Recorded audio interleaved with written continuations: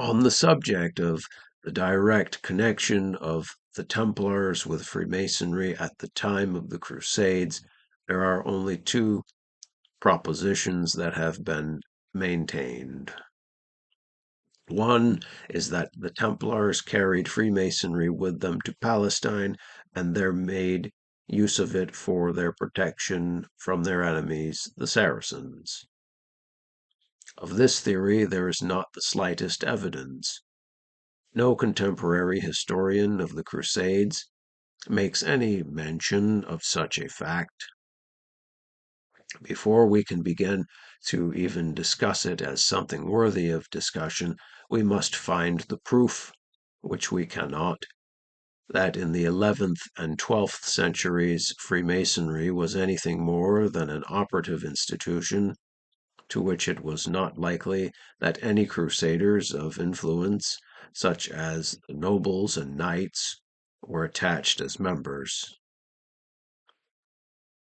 As a mere conjecture, it wants every element of probability.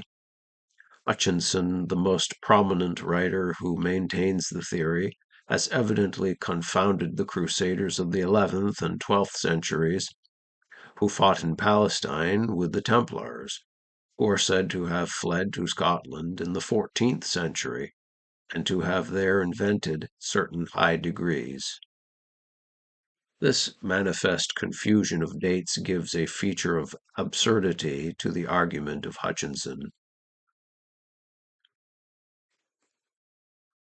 Another form has been given to this theory by a writer in the London Freemasons magazine. Footnote. Freemasons Magazine and Masonic Mirror, Volume 4, page 962, London, 1858, Part 1.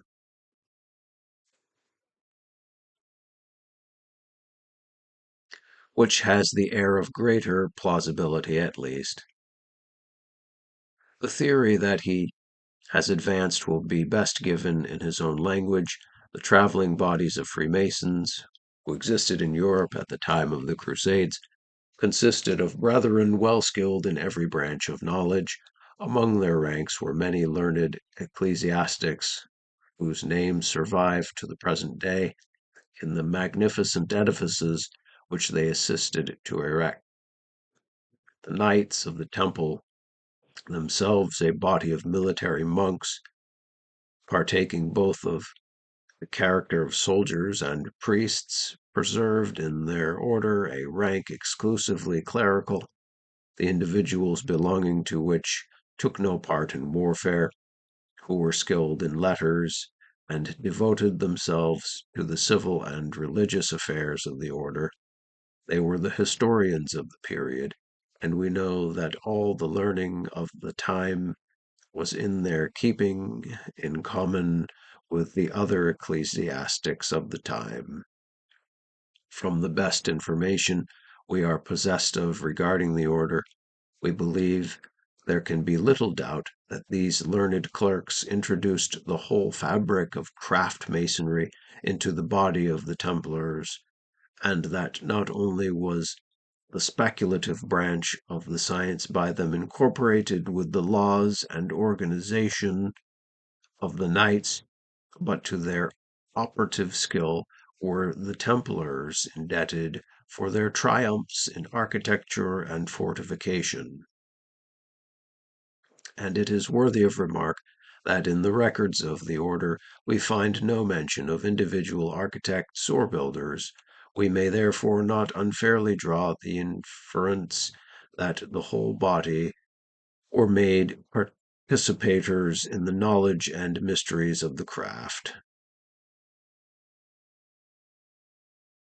To this theory there is the same objection that has been already made to the other, that it is wholly unsupported by historical authority, and that it is a mere congeries of bold assumptions and fanciful conjectures.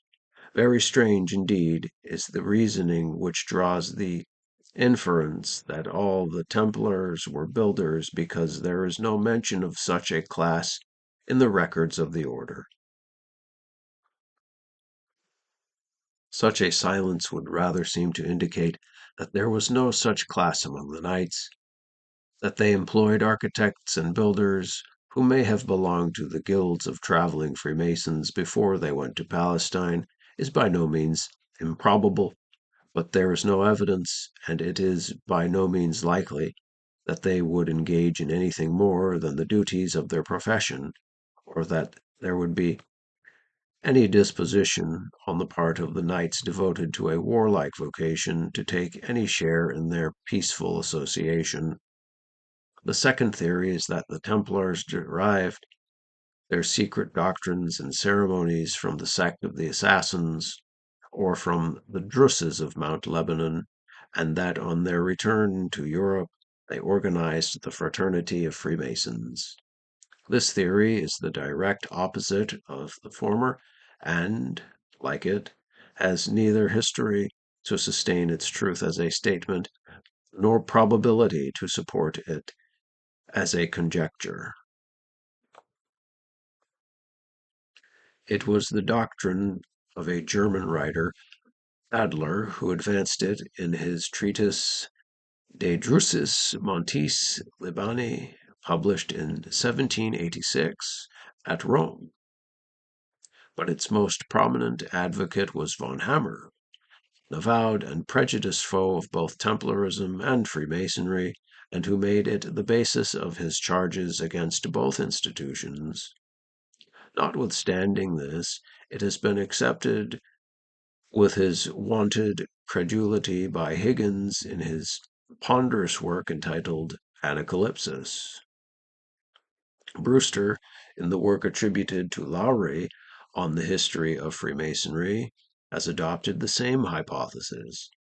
As the Order of the Templars, he says, was originally formed in Syria and existed there for a considerable time, it would be no improbable supposition that they received their Masonic knowledge from the lodges in that quarter. But as Brewster, or the author of the work called Lowry's History, had previously, with equal powers of sophistry and with a similar boldness of conjecture, attributed the origin of Freemasonry to the ancient mysteries, to the Dionysic fraternity of artificers, to the Essenes, the Druids, and to Pythagoras, we may safely relegate his hypothesis of its Templar origin to the profound abyss of what ought to be, and probably are, exploded theories. All these various arguments tend only to show how the prejudices of preconceived opinions may warp the judgment of the most learned scholars. On the whole, I think that we will be safe in concluding that, whatever may have been the valiant deeds of the Crusaders, and especially of the Templars, in their unsuccessful attempt to rescue the Holy Sepulchre from the possession of the infidels, they could scarcely have diverted their attention to the prosecution of an enterprise so uncongenial with the martial spirit of their occupation as that of inventing or organizing a peaceful association of builders. With the Crusades and the Crusaders, Freemasonry had no connection that can be sustained by historical proof or probable conjecture. As to the supposed subsequent connection of Templarism with the Freemasonry of Scotland, that forms another and an entirely different legend, the consideration of which will engage our attention in the following chapter.